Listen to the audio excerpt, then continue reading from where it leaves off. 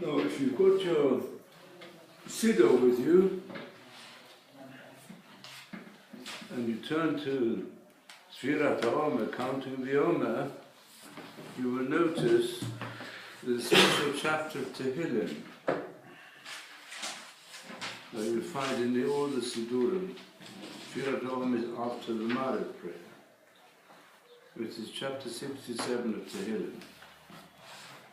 And I think today is a very suitable day to say this chapter of Tehillim when there's going to be a siren at 10 o'clock.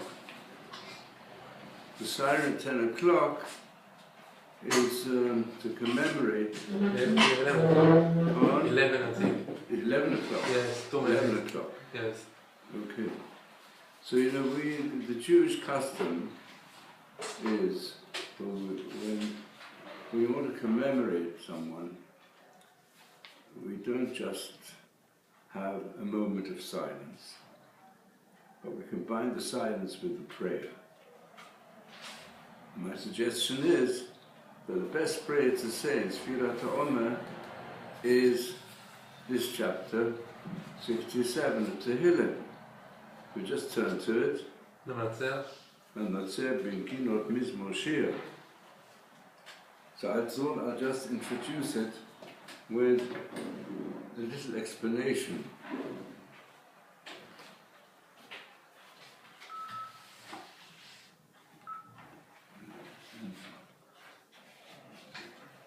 So, good morning. So this is the prayer. What is the connection with counting the Omer? So first I'll explain something which perhaps not known to everyone, that you'll find in many Siddurim, each day corresponds to one of the words in this chapter of Tehillim, and also, because the words in this chapter of Tehillim are 49 words, the 49 words correspond to 49 days of counting the Omer. And the middle verse has 49 letters. And therefore you'll find on each day of counting the Omer, it will give you the word and the letter. If you look at Gimel Iyah, which is today, the 3rd of Iyah, so as we said last night, now we're at the 18th day of counting the Omer, which is 2 weeks and 4 days. In many Siddurim you'll find afterwards it's got a Yud. Why a Yud? Because the Yud is the 18th letter of the middle verse. It then afterwards it's got also Amim. So Amim is the 18th word in this chapter of Tehillim. Now you might think, well, it's a very interesting mnemonic, but it's much, much deeper. I'll tell you something else about this chapter of Tehillim. We think, we read the chapter of Tehillim, and we just translate it. So let's just translate it first. Lamnatzer, the Gedachte, Naginot, according to most commentators, reference to musical instruments. Mizmor is the tune, the choir, and Shir is the poetic words. These are 4 levels which took place in the fantastic symphonies which were sung in the Beit HaMikdash for the Tehillim David HaMelech. So the conductor, he's got to have in mind and give directions in different ways through the conductor's wand to different musicians, and the different members of the choir to all be in harmony.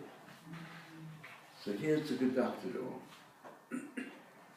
Then if you look more carefully, well, let's translate it briefly. You say, Elohim, God, give us favor and bless us. Let his face shine to us forever. To know your path in the earth, amongst all the nations, your salvation. Let the nations give thanks to you, Hashem, God. Amim Kulam, all the nations should do it. Then it's got, let the Le'umim, the states, so the nations, the nations form themselves into national governments of the state. Yismuchu v'yirachu. Let them rejoice, say more inwardly, v'yiranu, and sing, and out of joy. Kitishpot amim mishor, because you judge the peoples according to equity and righteousness. V'le'um ba'aretz from Sela, and you lead the states, different governments on the earth forever.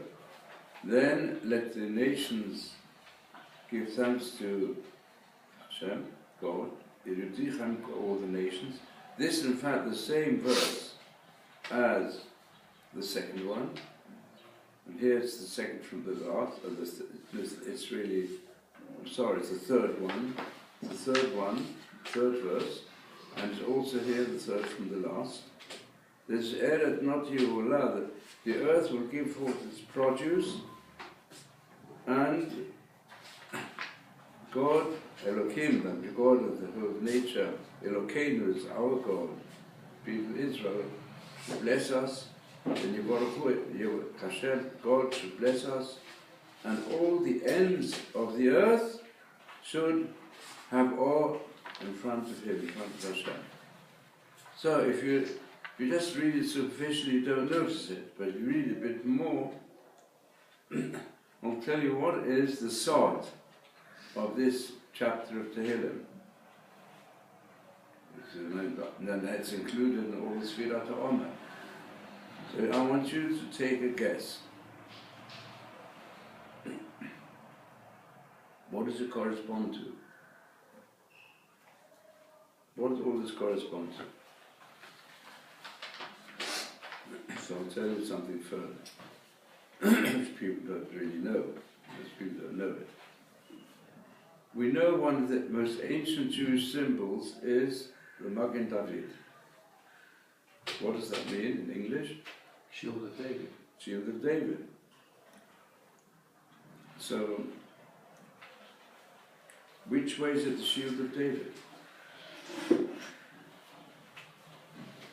All 6 directions. Pardon? All 6 directions. Yes. What's it got to do with David? So some say, what is the meaning of the name David? David is 14, it's gold. Zahav, same gematria. That's one explanation. Well, what is the meaning of the word David? We find names in Hebrew are connected with Hebrew roots. So what's the root of the word David?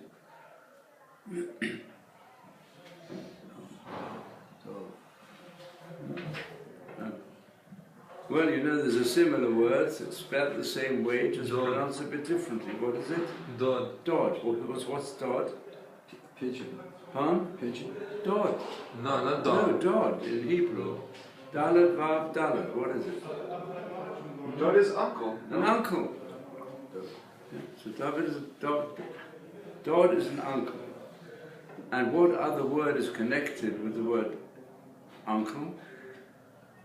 Also, even in most literature, there's a certain connection, the concept of a friend and an uncle. And sometimes we call a good friend, your father, you've got respect and fear, but an uncle is a friend. And the Hebrew word for friend is what? It's also Dod. Yedid and Dod. More common today is Yedid, but it comes to the same root. In the Tanakh, the word Dod is used for friend. It's used for uncle. So, some say it's called the Magen David because, there's we today, the Sefer Torah, and also in nearly all Hebrew texts, we have K'tav Ashuri, which can be called square type, a pictorial aspect of the alphabet, like they're in squares. But we do know on all ancient inscriptions, we find it was also mentioned by the sages, there was another way of writing Hebrew in ancient times, which is what? What's it called? It's called K'tav Ivri. There's K'tav Ivri and K'tav Ashuri. K'tav Ashuri is the square-like script of the letters. Excuse me, is it possible for you to sit on the table, please? And what is the K'tav Ivri? Some even say the original, some of the original writing, Seder Tedu, was written in K'tav Ivri. K'tav Ivri is the ancient script, which has been preserved also today. When you learn Hebrew, you learn how to read the square characters, and you also learn how to write Hebrew. The way in which Hebrew is written today goes back a lot to the K'tav Ivri.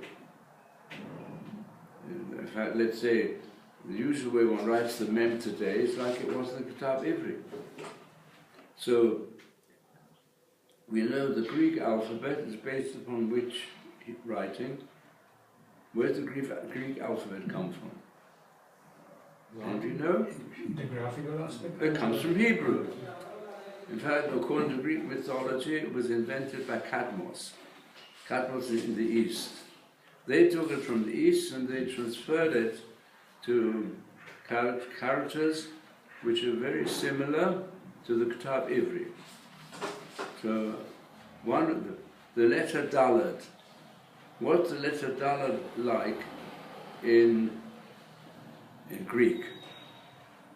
Delta? Delta. Yeah, it's a triangle.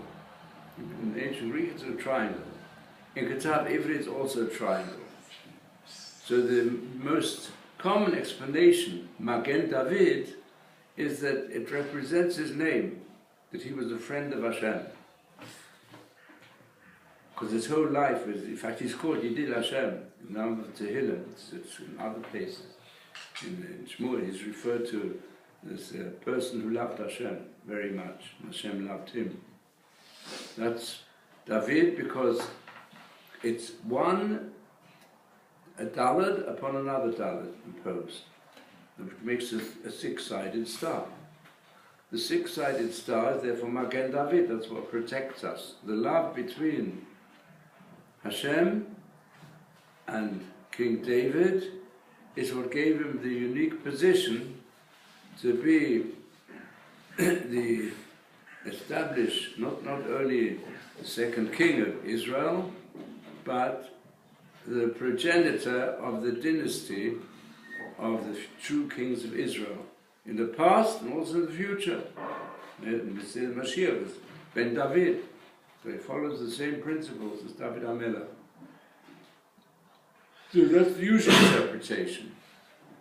But there's a deep tradition, there's something else. Deep tradition is, more than this, that inscribed upon the shield which David HaMelech used, Hashem in Tehillim, Hashem often refers to Hashem is Magini, is my protection, and the way in which he described his protection was through this chapter of Tehillim. For this chapter of Tehillim speaks about the ultimate purpose of the world, which is also the ultimate purpose of the songs of David HaMelech, to bring the whole world to recognize Hashem. Tehillim is filled from beginning to end, not only with the different situations of suffering and release from suffering for individuals and for the people of Israel, but it's something which has a universal appeal to every human being and to all the nations of the world. so we can say like this, if you want to follow it more closely. And here I'm following to some extent also the deep interpretation of Hirsch and also of the Mekubalim. We can say like this, the whole of the world, according to the view of the Beit HaMikdash, and especially of David HaMelech, is like, or could become like, a glorious symphony to Hashem. And who's the conductor of the world? Lamnatzer is Hashem himself. He's the conductor. And he has produced the music of life. It's expressed through musical instruments, through choirs, through the voices, and through poetic visions, expressed in words. So this is, you can say, this Tehillim, which was inscribed upon the shield of David, according to ancient traditions, describes the real purpose of mankind in connection with the people of Israel. So he says, the name Elohim is the name mentioned first as the God of creation. It's to introduce harmony into the universe. The more that science develops, the more discoveries the human being makes, they find more and more harmony in every aspect of nature. I mean, that's 150 years ago, many scientists said the human body is made up of all types of limbs that don't have a real purpose.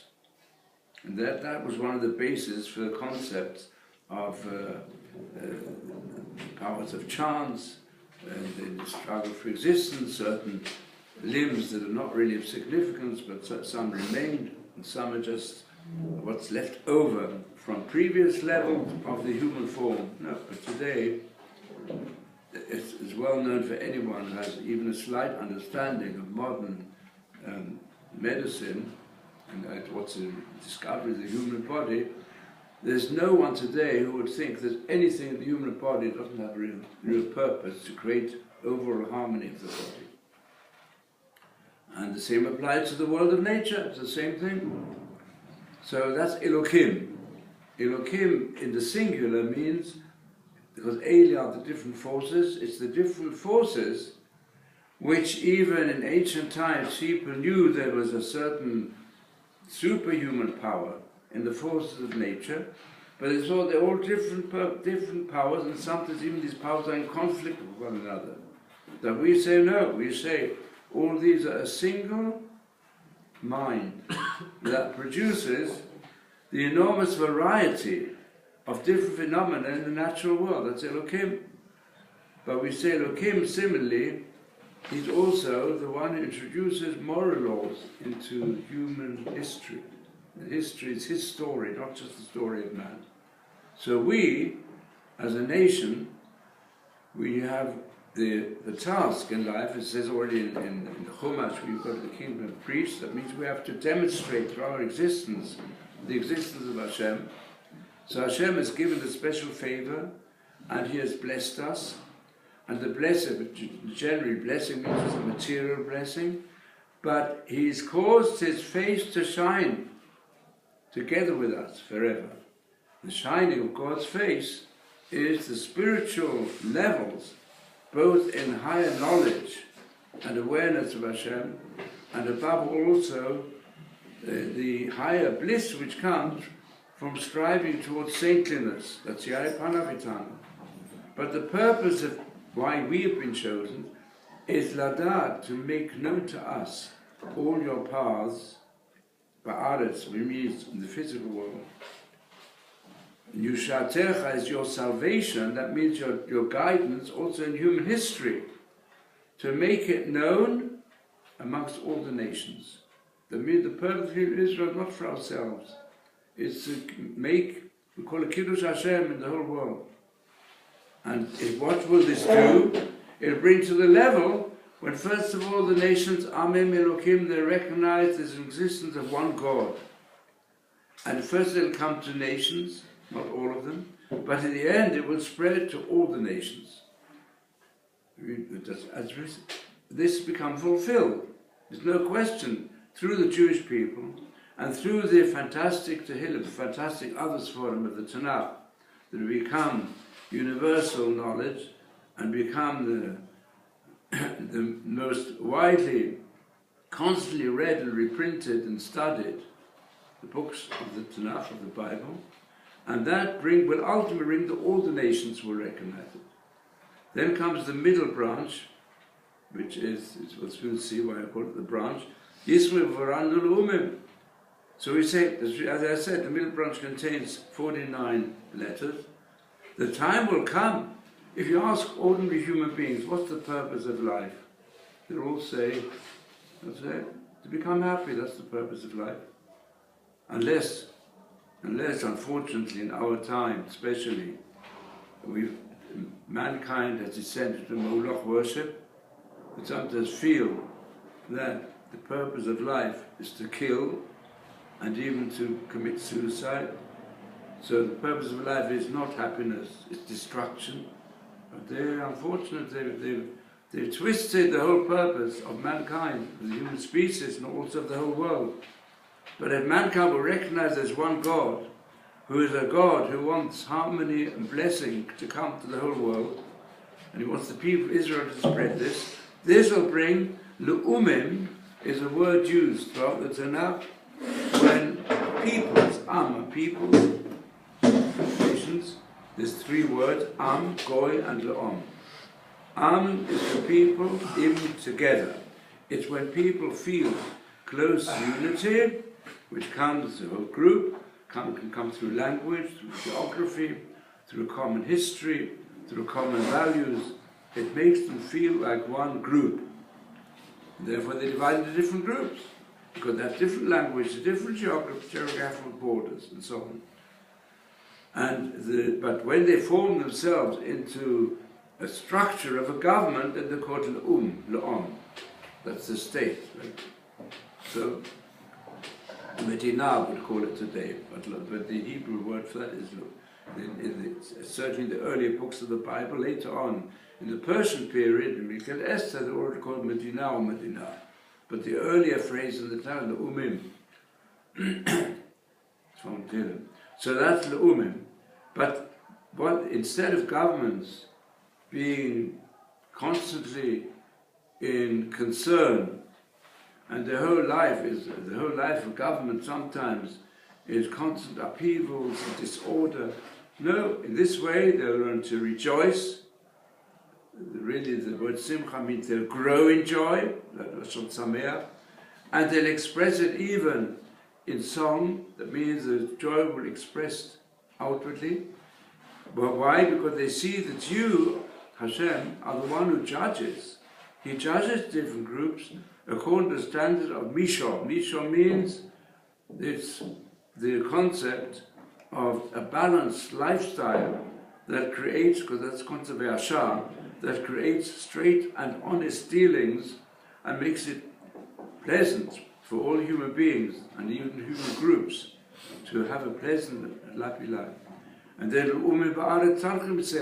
and even in the end, you will become the leader. You, Hashem, will be recognized as the leader to show governments how to set themselves up in a way that brings happiness and productive living.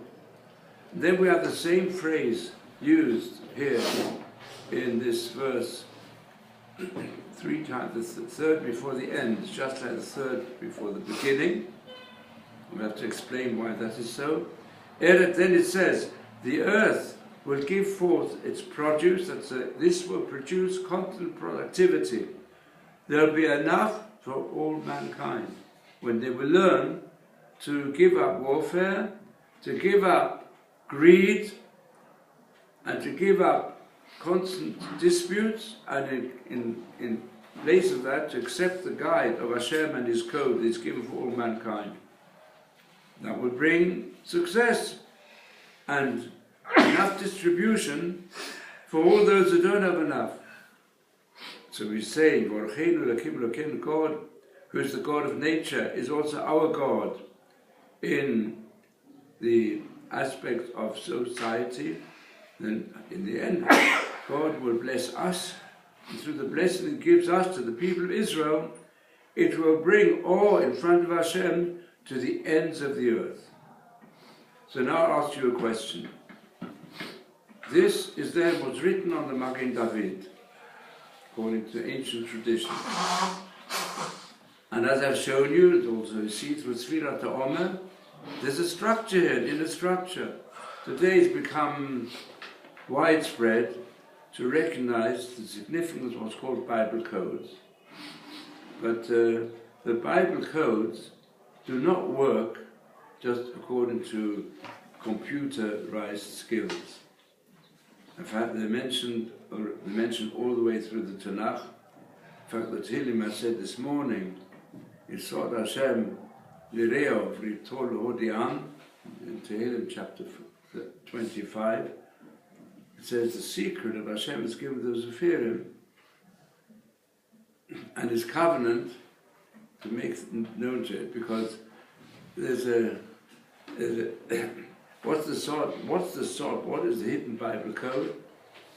It follows many different aspects.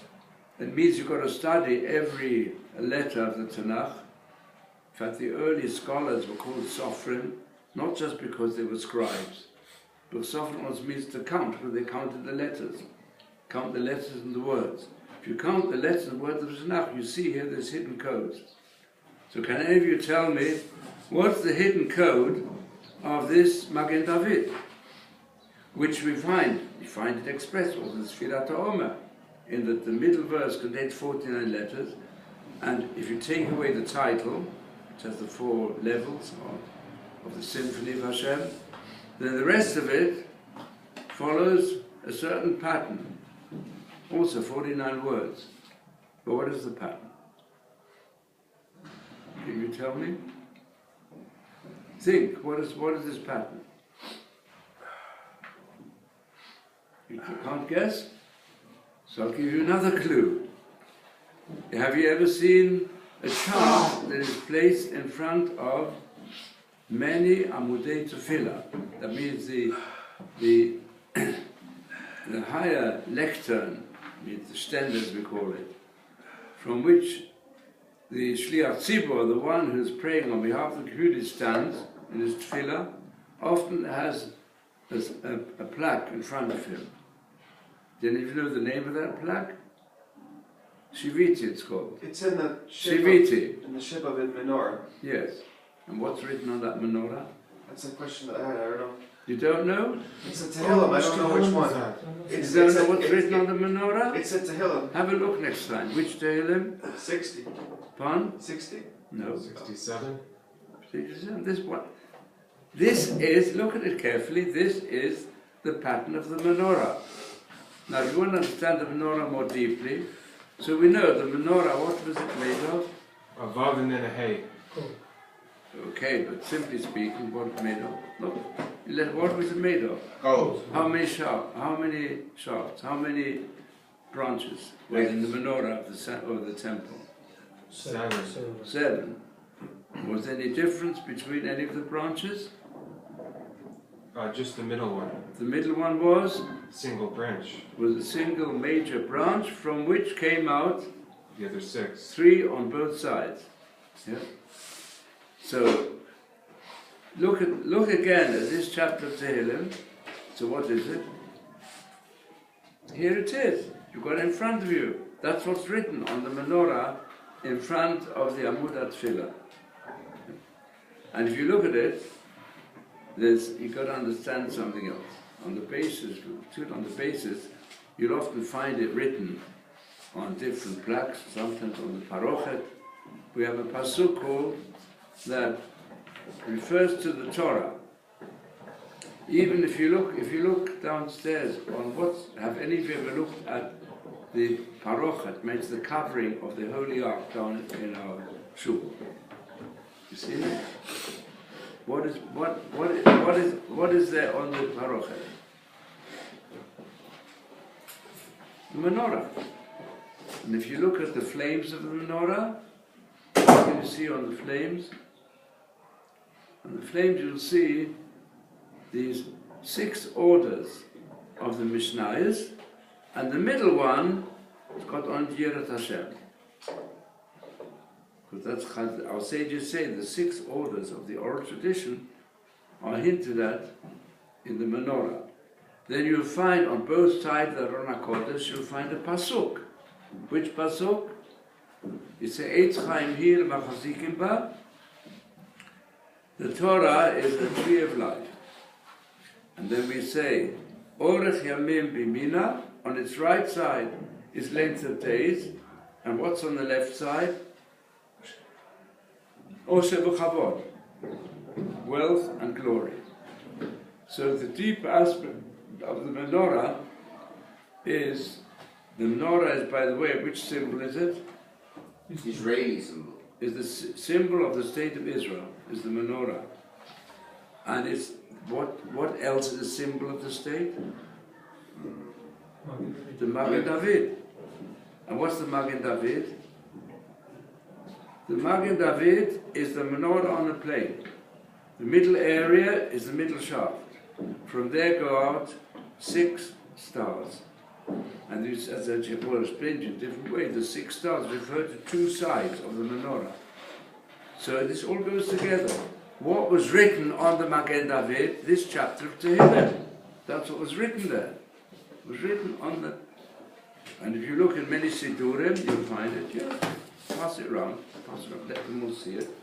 Very good. That's it. But you'll find that in Sidurim, you find Mudat Tfilah. I tell you what is the deeper significance of the right hand and the left hand. This brings us an understanding altogether of Torah. What's the Hebrew word for the right? Yamin. Yes? What's Yamin connected with? What's the root of the word Yamin? Yamin? Yamin. The right hand is called in Hebrew Yamin. Yeah? It's similar to the English language. In the English language, what does the word right mean? Correct. R-I-G-H-T, not W. Yeah. What's it mean? Correct. What else? Straight. It means the right side, my right hand. Yeah. And it also means that which is correct. This goes back to the Hebrew. Because in Hebrew, what's Yamin mean? Comes from the root mana. What's mana mean? The appointed road.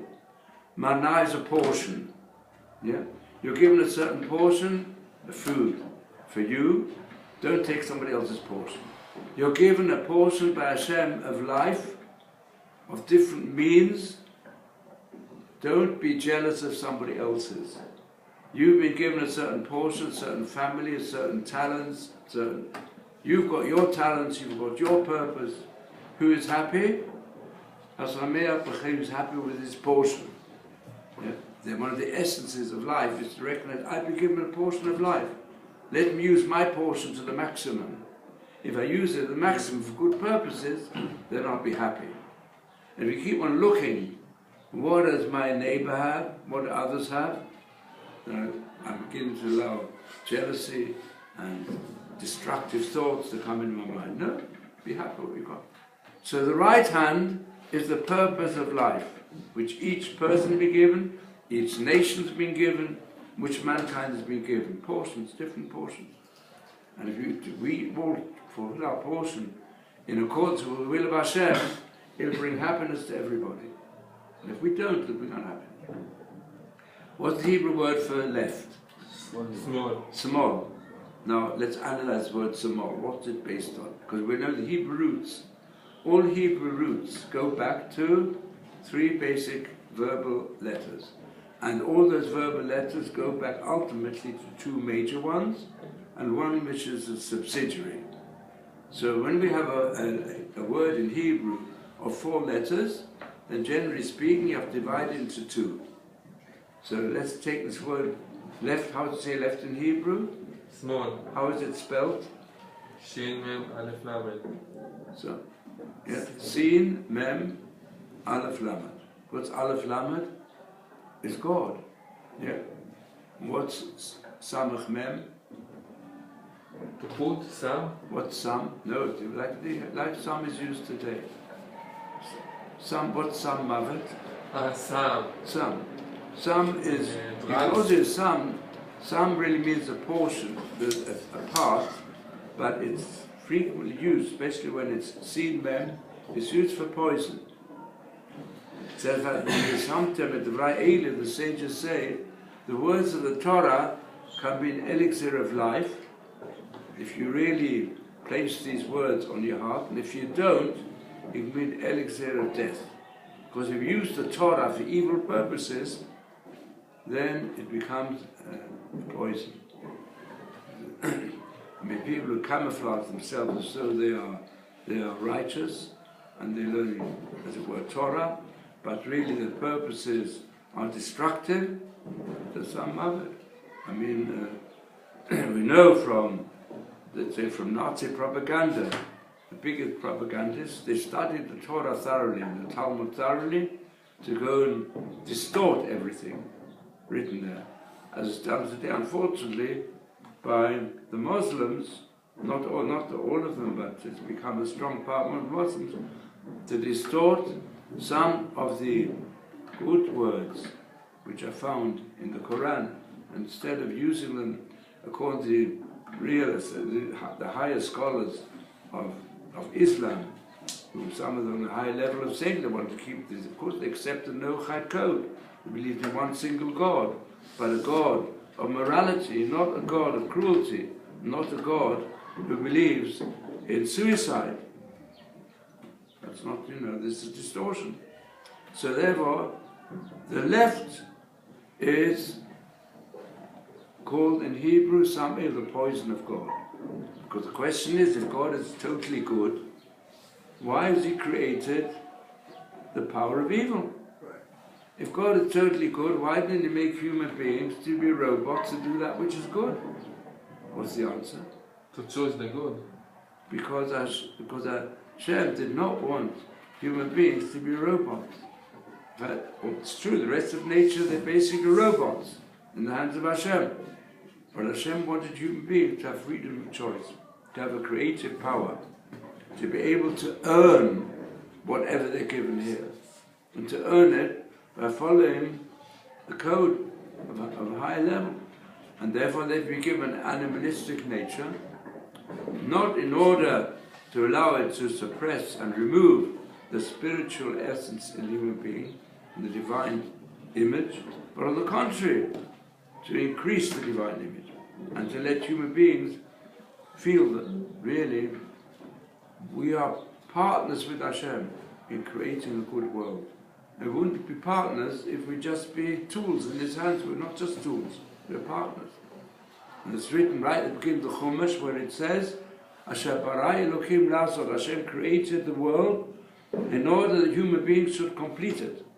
How can we complete it? Because we're given the tests. Either if we follow the path of Hashem, then we'll have life. And if we don't, it's, in fact, I will put it, I think the best way to put it in today's terms, it's got a lot to do with the struggle of existence for the people of Israel today, is the conversation that took place in the kosher market in Paris between the Arab Muslim terrorists who held the hostages and killed quite a few, and there was there a good Jewish girl who started discussing with him, why do you do this? What do you do it for? Do you believe in Israel, you believe in God, why do you do such a thing? So what was his answer? His answer was, and he was expressing really what is at the root of today's struggle for the human being. He said, you Jews, you believe in life, and we Muslims believe in death. Death is our destiny. Therefore we kill, and we kill ourselves. And that's, where's it written? It says in the Chumash. And so, before people would explain it allegorically, see, I've set before you today life and death. Life means following the Torah, listening to me, and death means rejecting the Torah. So that's it. That's the struggle of mankind. And we are the Jews who've got to express, we believe in life. no question that there's no Middle East nation that is so concerned for life as the people of Israel. It's a great praise of the people of Israel that we've got so many organizations that are out to save lives. And if there's any danger anywhere in the world, so who comes first often on the scene, or ready to come in any case? You get teams of doctors and others to go and save lives. No difference Jews or Gentiles. And you see it here in the hospitals. You see, if you go here to Hadassah Hospital, it's filled with Muslims. And even if they were terrorists, they'll go and help them if they need help. And we do everything possible to save lives. But we don't say that we're going to, because we believe in life-saving, we're not going to defend those we just want to kill. No, because they are the ones who are opposed to life. So we've got to, the Torah says, you want to create a better world, you've got to use the left hand as well. Just that when a person is severely sick, so the doctor will say, frequently, you say, I want to save all your limbs, but I can't save them all. I want to save you to be able to live for many more years. So I have to make a different operation, maybe take away one of your limbs. And I'm doing it in order to save the body. And similarly also, when we have let's say we have Muslim countries and governments and even groups amongst them who believe in life, we want to save them. What if somebody comes to only believe in death and we're going to go on killing? I'll kill myself, I'll blow myself up to kill others. Well, it's better at least to stop him killing anybody else. So he who comes to kill you, hashkem barago, and kill him first. If you can disarm him, fine. If you can dissuade him, even better. Change it. But if you can't do it, and here there's a clear alternative, you don't do anything that's going to kill innocent people, then you have to defend yourself and defend the others. No other way. And that's the policy, you could say the overall policy of Jews everywhere in the world. And we've got to strengthen that. But for others, we do need the left side. And that applies in all areas of life. I mean, what happened here yesterday was very difficult for us. Because this person who came here, we witnessed it, he's a big Rahmanut. He was once a student here. He didn't live here, but he came here, and he was once. He had problems. I think perhaps because of some. He was under good medication, maybe. I don't know what the background was. Previously, he came to listen to shiurim and made videos and so on. Very nice, but he's severely sick. So yesterday I had to call the police. We had no choice. Because in the shiro, of course, you came along with his dog and everything. So you can't go and deal with people who unfortunately something's not their fault at all. And I would say the same applies to many of the suicide bombers. It's not their fault. Because you're just like you can a barrage of negative concepts go into the minds of the children from birth upwards almost. They give them dolls and teach them how to kill the dolls, make up they're killing them. Then they give them weapons, even when they're little babies. I mean, and that's they grow up. They grow up with the image that the greatest virtue in front of the God who created you to go and kill the Jews. It's a poison that was been going through all our history, and we have been through it in the Holocaust, and we know what happened there. So, unfortunately, the poison of Nazism and hatred, and you've got to have somebody. If you're going to have a philosophy and a lifestyle of hatred, choosing death, so you've got to choose some people to be victims. It becomes like an addiction. Just like you got to get a person out of addiction, you've got to use programming to get out of their minds, and something doesn't work. So people become addicted to drugs, to more serious drugs, and sometimes are deathly drugs, and they go to their death. Similarly also, we've so many sections of mankind, they become addicted to the excitement of killing people, and to this, like, to say Esau was thirsty, was bloodthirsty, and they become bloodthirsty. Like in ancient times, also you drink blood in order to be able to become cannibals and fulfill it. And today we're having the same situation. So we know how even people in these days, unfortunately, will be given a Western-style education, which does have connections with the Noachide Code and with Derech Eretz and with the morality, but sometimes, especially in the turmoil of adolescence, they give in to all sorts of evil animalistic instincts, and they go and join Daesh. So this is what we're faced with today. So then we need the small. So the truth is the small is necessary to remove evil. It's poison of God. Use poison to heal sick people. And also even in ordinary education, you've got to use a little bit of the left hand. So the sages say in all life, Yemin chate mekarevet, with your right hand you should bring everybody near to Hashem, but your left hand has to keep people away from going away from Hashem. Because if you don't do it, then the people, let's say your own children, will go the wrong direction. If you don't put them in the right direction, they'll choose the other direction, become animals, and allow the animalistic instincts rule over their spiritual self. And they grow up as juvenile delinquents or worse. Or that's why you need a discipline. That's why you've got the Torah, to strengthen. The right should not destroy the left. Because it does that, it leads to the situation of saying, well, we will not show any resistance even to evil. Because the resistance itself, if he goes and slaps you on one cheek, show him the other cheek. If he wants to kill you, say, well, I'll have to give up my life. No, you don't do that. If he comes to kill you, let's make sure, as far as possible, to change him, and if you can't, you have to sometimes kill him.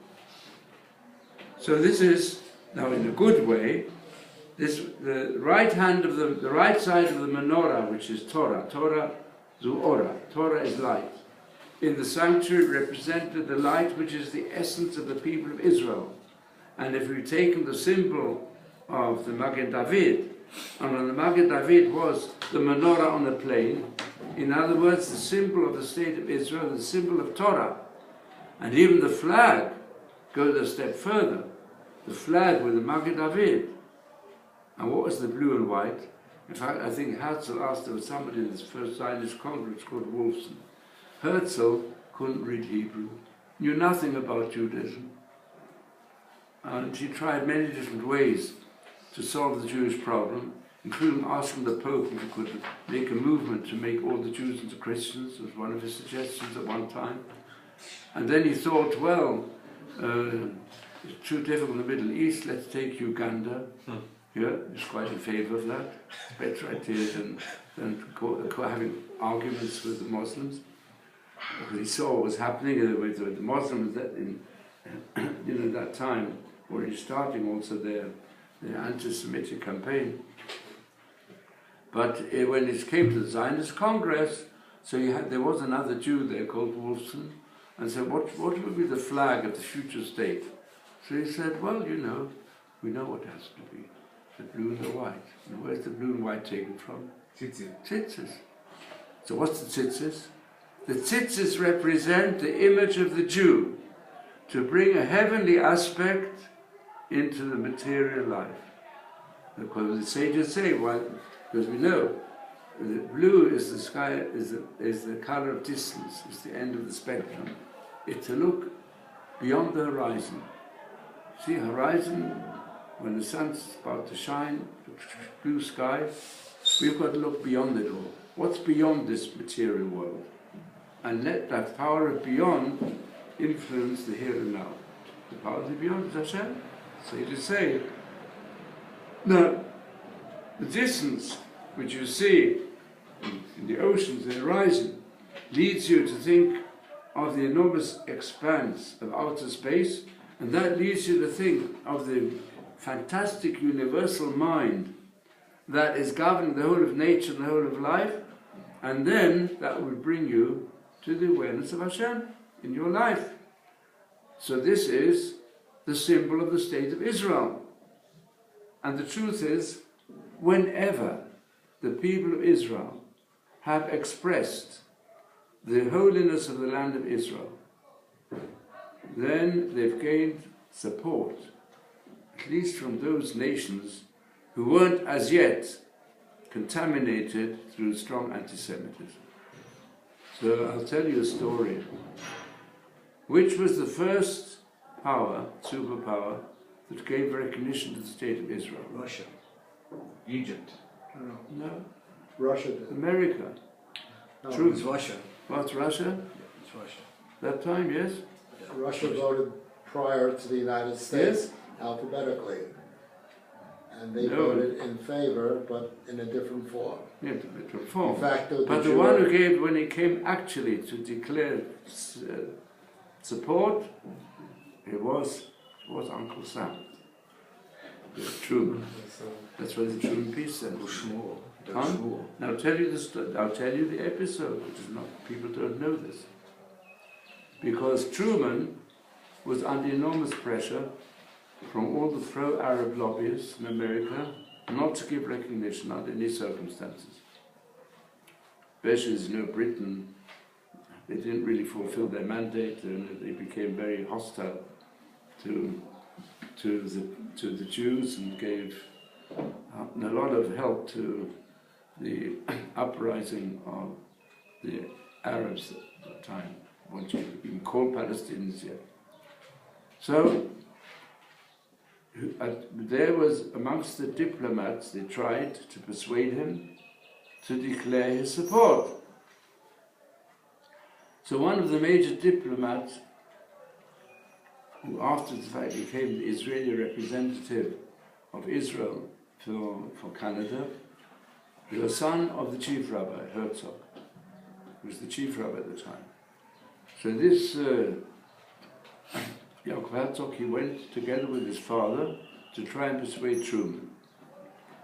So what did Rav Herzog do? He took out a Bible and he read out the last words from the book of Chronicles. The last words. You know what the last words are of the last book of the Jewish Bible? Israel. It says, Korash, the king of Persia, made a declaration. He said, God has appointed me to support the Jewish people after the more than 70 years exile in Babylon, and there were hardly any Jews left in Judea. So he's given me the task to permit them to rebuild their temple. And therefore he calls upon Jews wherever they are in his big empire to go back.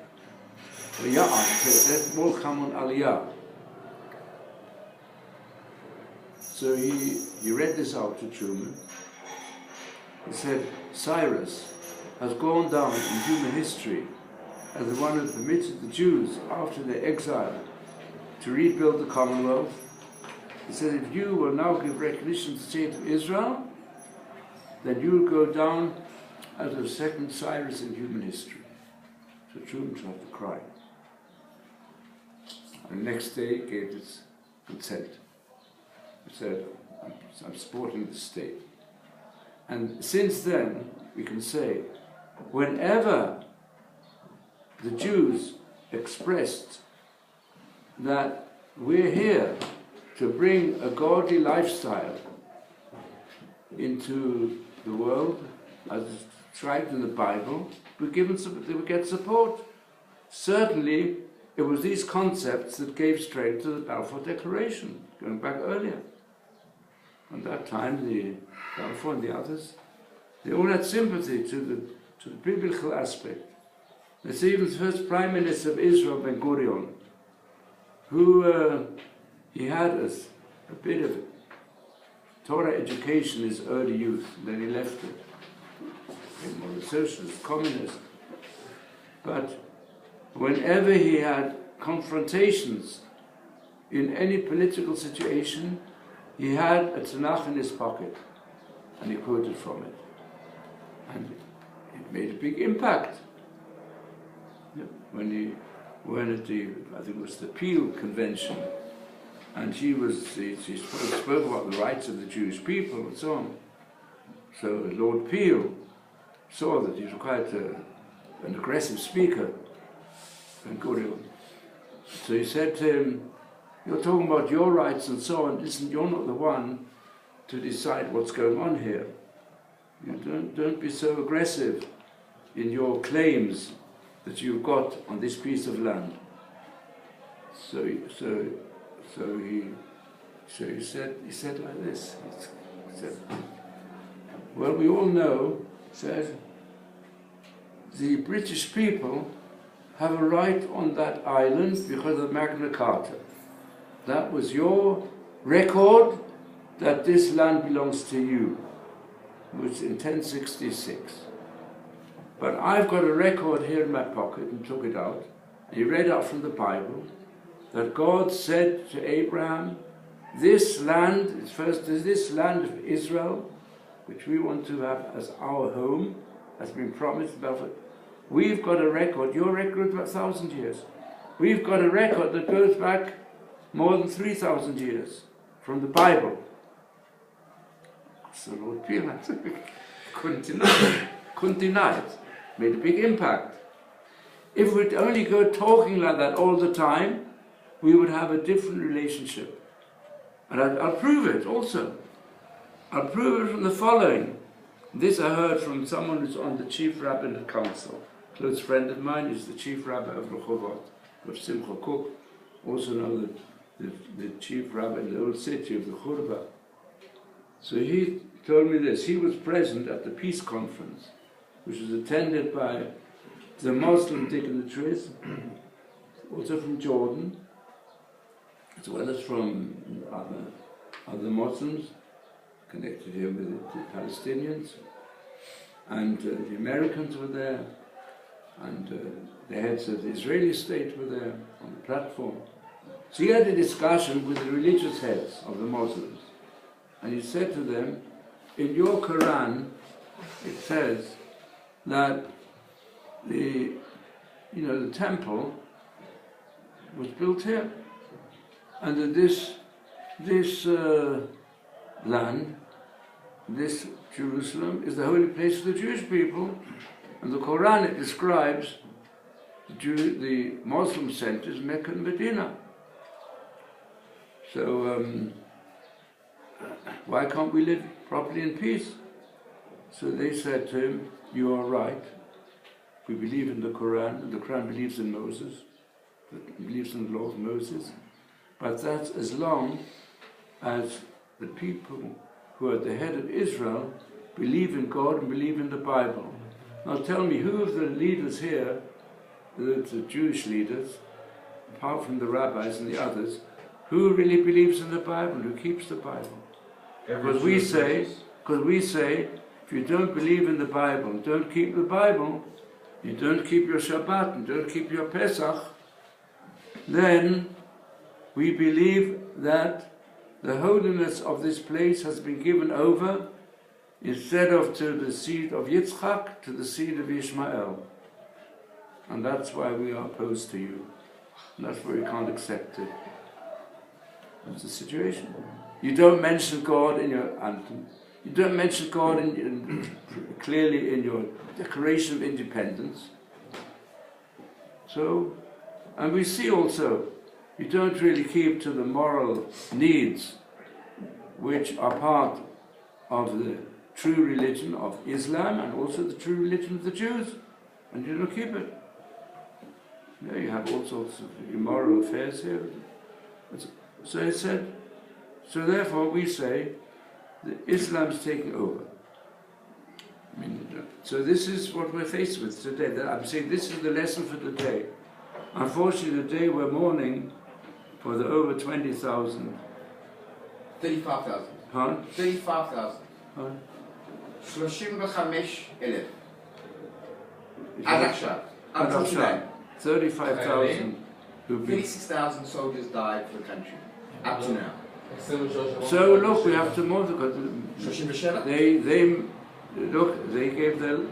lost their lives, and we are indebted to them forever for having defended the free of Israel. But still, it was done in defense. And we should know we have to work hard to defend ourselves as well in every way. At the same time, it's significant. It takes place in the time of Sfirat HaOmer. Because Sfirat tells us how do you really gain independence? Because it's true. We have to defend ourselves. That's also part of it. It's the day before self-defense, before the day of independence. But independence for us means we've got to keep alive and strengthen obviously our powers of self-defense, but to combine it also with the higher levels of spirituality and morality which we have to spread in the world as being part of the whole reason why we are different to the other nations.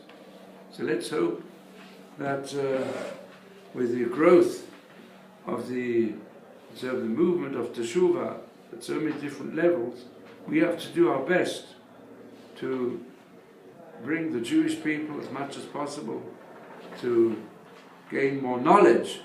I would say perhaps the fact that the real responsibility upon the way in which so many Jews have no knowledge of what Israel really means and what Judaism really means and what the menorah means is because we haven't taught them enough. It's our fault. It's not the fault of those who never knew and whose parents never knew. They didn't know better. But we are the ones who've got to change the situation by bringing more and more of Jews as well as Gentiles to understand the high moral teachings which have been given over to the people of Israel to put into practice as a total nation which will have influence upon the nations of the world. So to bring back, if you look carefully at this, let's go back now to the point, the middle shaft is the ultimate happiness, spiritual and physical, come to all parts of the world. The first three verses are the right side, which speak more about the spiritual lessons. The left side speaks about the physical advantages that come to the nation of Israel and to the whole world of not, if you don't follow greed and so on, you'll be able to have plenty for everybody. It will create also those things that belong to the left, the material benefits of following a moral life. That's the left side. The moral life is good purpose in itself. The spirit has to rule over the material, but not destroy the material, on the contrary, to channel all material aspects and instincts of the human race, and are part and parcel of producing the completeness of the shining light of Hashem in all areas of individual, national and universal light for all mankind.